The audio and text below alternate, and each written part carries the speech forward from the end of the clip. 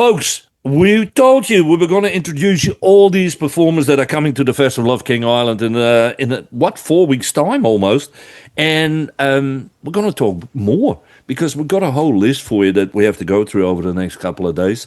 Um, I'm going to do this one different because there might be some recognition here. I'm going to ask these performers here to introduce themselves. Go for it.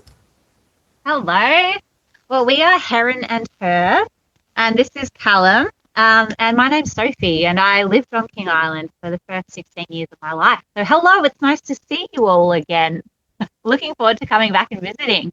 We're very What? excited to be showing off our brand new EP as well. So we're hoping that you guys can have a listen to some of our music and see what you think. Well, that's what we're going to make happening, Callum, very soon. It's like, well, even during the interview, we're going to play a song so people get a bit of a feel that for those who might, I'm not going to give your age away, Sophie, but what age bracket are we talking that you lived on King Island? Yeah, so I was there from when I was a baby until I was 16. So I haven't lived on the island since I was about, I was in year 10 when I finished school there. And headed off from the island and finished my education on the mainland. But I've been back heaps over the years, and I'm really looking forward to getting back and seeing everybody just in a couple of weeks' time. It's going to be unreal. Is it like with a lot of people when you're 16, 17, and you live in a place like King Island or any country town, you're like, get me out of here? Well, I think it was because it was always part of the story. Like we always knew that we were going to be heading off for boarding school, and so it was just we just knew what to expect when we were getting closer and closer to finishing year 10. But it was just what everyone did, what my sisters had done.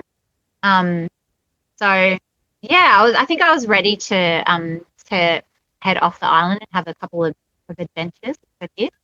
But at the same time, it's always felt like home. Like whenever I do go back, it's always, it's home to me. So Yeah, is it still home? yeah, it really does feel that way. Yeah, every time you kind of like get on the plane and head over the Bass Strait, coming into the island, like it's got this really like this sense of familiarity that like never goes away. Now, what about you then, Caleb? Your background, not King Island. No, yeah, first time will be a first time visitor to King Island, long time fan of the dairies and especially the cheeses. I actually grew up here, so this is where our farm back in Glenalby and Bass Coast region, and so we run beef cattle here, and I work in town as the local general practitioner, and so I've sort of had my hands full. And so music in addition to all of that is one of my great passions. I sort of think of myself as a musician first, a farmer second, and then a GP last. So yeah, I would almost say if you grew up or if you run a beef farm and you're on a farm, that I would think GP more towards the animals.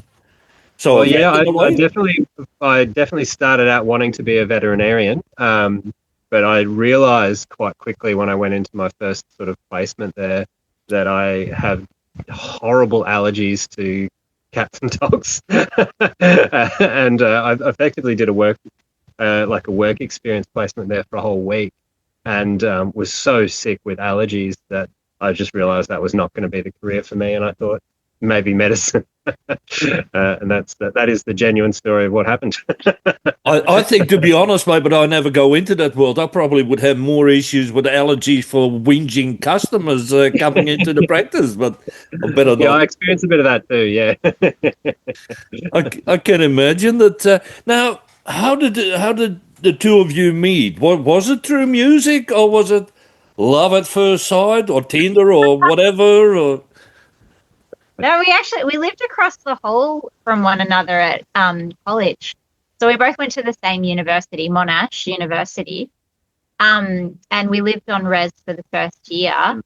Amusingly, the arrangement that they had, they didn't sort of like sort of match anyone in terms of the rooms. It was literally alphabetical. So Yeah. my surname begins with a T, so his surname begins with a T.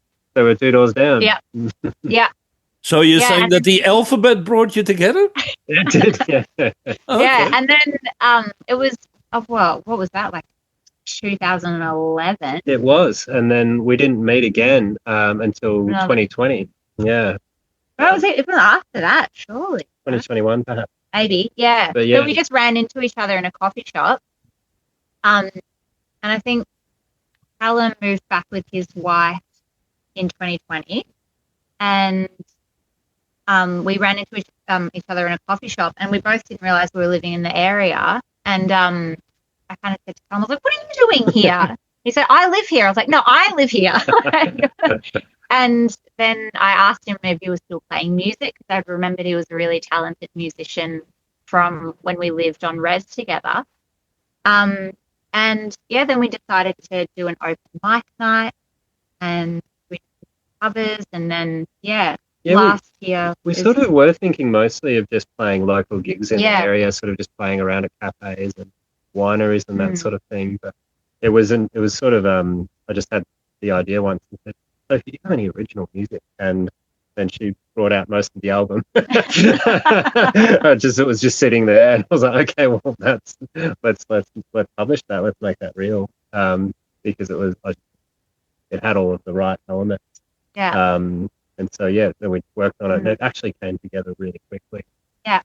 So what do you guys fight most about? Just a normal relationship, or which music are we going to play, or what are we going to create, or it's all hanky dory perfect? Hasn't been many fights, which has been good. It's been fairly. I have a terrible terrible temper. I can't keep time at all. Which I reckon is there's been no fights about it, but there's been a lot of patience from Callum because it's just all over the place. So how do you blend your music? How do you find a way that you say, yeah, this is what we both like, and sort of combine that to really songs that you enjoy? Yeah.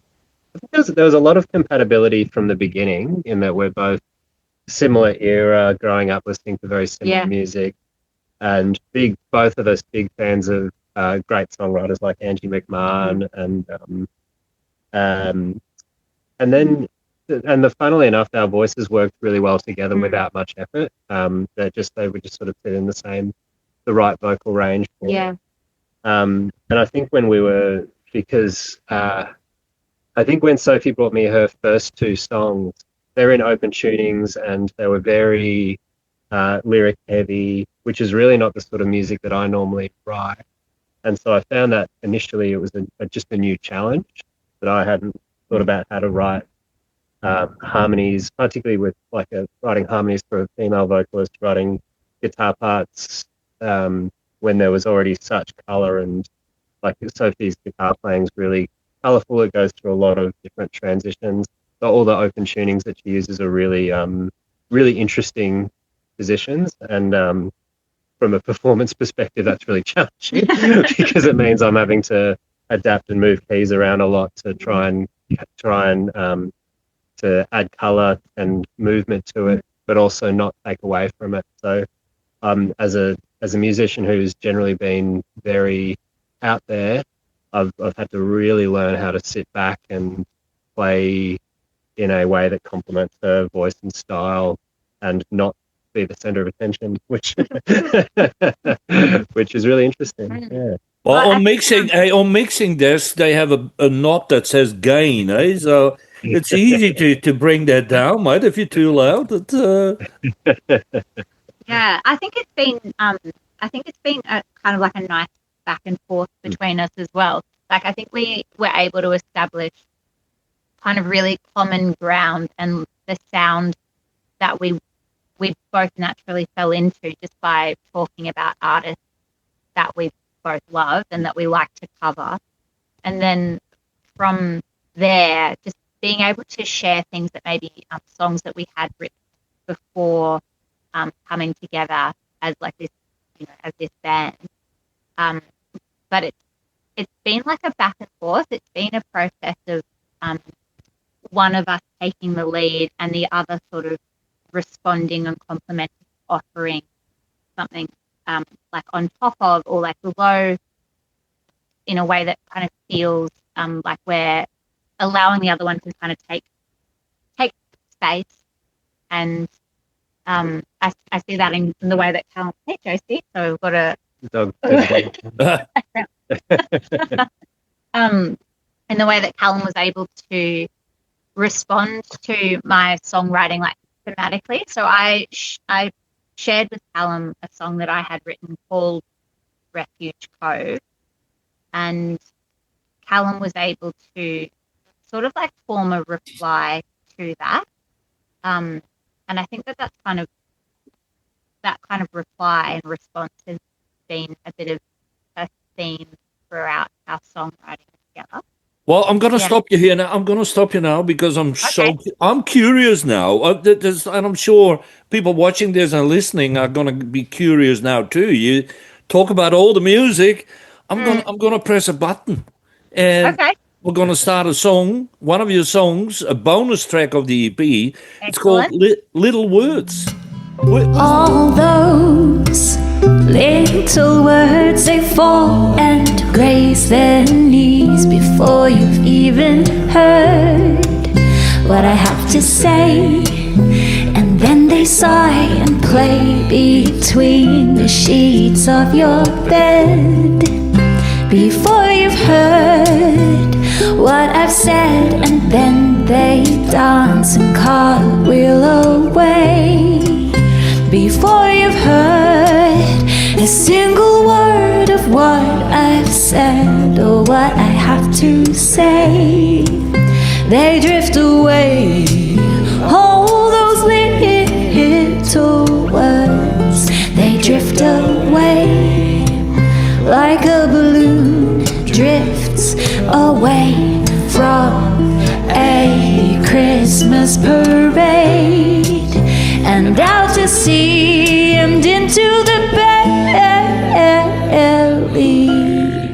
of a whale swallowed whole, only to be washed ashore. Oh, I'm ashore on your shores. I'm sure you've heard it all before, all those little words. We're still talking with Sophie and Caleb. Guys, now, one little thing, and you have to tell me that because I can't put a link there or whatever, but it's not Sophie and Caleb on the poster. It's like, what do we call it again? Heron Her, yeah. And where does that come from? Funny that you ask. It's a we went through a lot of different name options. Neither of us wanted to use our name. I think we just both of us had that sort of, I don't know, just a bit of self-consciousness or something.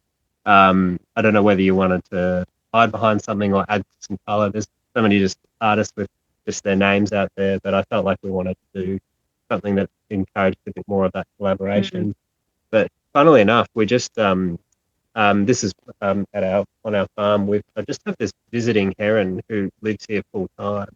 We're sort of just looking around to see if he's in camera view, but his name's Bob. We call him Bob, but he's such a great guy, but as far as herons go. But he literally just sits around our house and is just constantly present.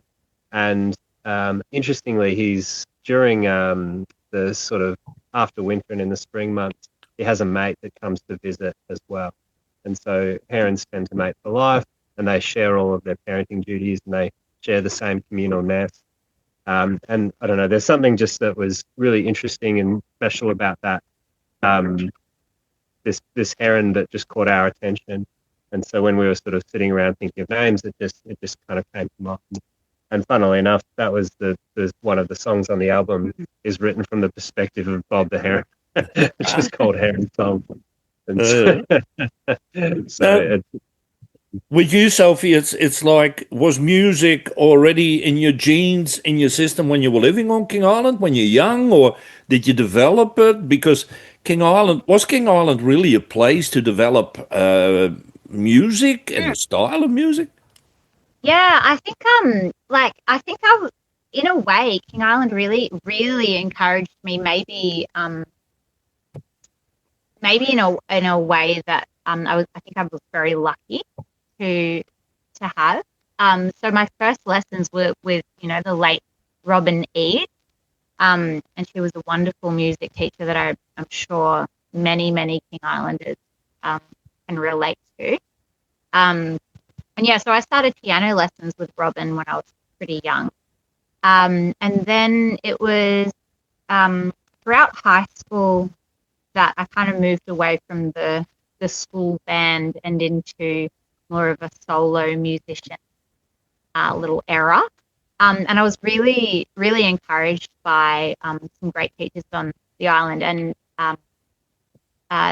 Miss Mac, Peter Lynn McFadgen, she really encouraged my creative writing and also songwriting. And I think that it was so wonderful to have her encouragement and to do things like enter songwriting competitions.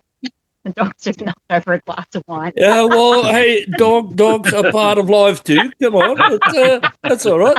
Yeah, it was. But it was so great to have her encouragement to enter things like songwriting competitions and to, to do a lot of projects with kids, like bringing in songwriters and bringing in musicians from Tasmania and probably the mainland to kind of develop those skills and encourage me to kind of like write songs of my own. And so I think that, over the years, there's been some really great opportunities for myself to kind of develop that confidence. Just to give it a go, like give it a whirl, see what happens. So yeah, I think it was a great environment to kind of foster those. Talk about environment, Sophie. Is it also when you live on King Island? Don't get me wrong. Compared like with a big city, there's not a great lot to do outside of school and friends. So is it easier to sort of get into music, do something to? Yeah, I reckon. Because I think for a long time, like I think I was like one of the only sort of singer-songwriters like at school. But I remember my sister would like come home from the pub, and the publican had got us confused, and so he would ask my older sister. He's like, "Oh, hey, do you want to come and play your guitar next week at the pub?" And she'd be like, "Yep, I do." And she'd come home from the pub, and she'd be like, "I've got you a gig next week."